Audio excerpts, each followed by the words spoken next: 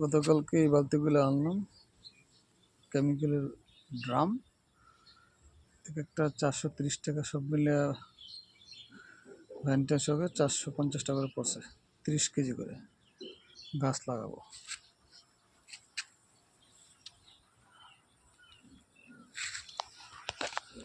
আজকে বাগানের হালটা কি দেখি। আজকে ডাটা শাকগুলো ভালোই করেছে, তাই না? এগুলো বেশি করেছে।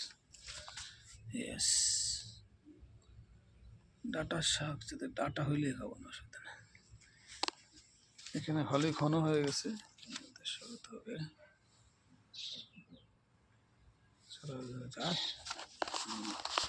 এই জায়গাতে অনেক ঘন হয়েছে, ঘাস কেটে দিতে হবে,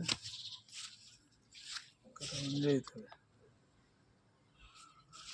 এই যে রাত্রে বালতিগুলা নিচ দিয়ে ফুটো করে দিচ্ছি।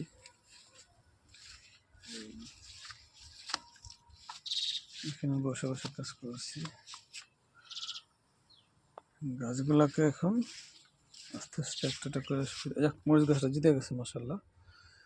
ইট ওয়াজ অ্যাবাউট টু ডাই। হ্যাঁ, গাছগুলো জিতে যাচ্ছে।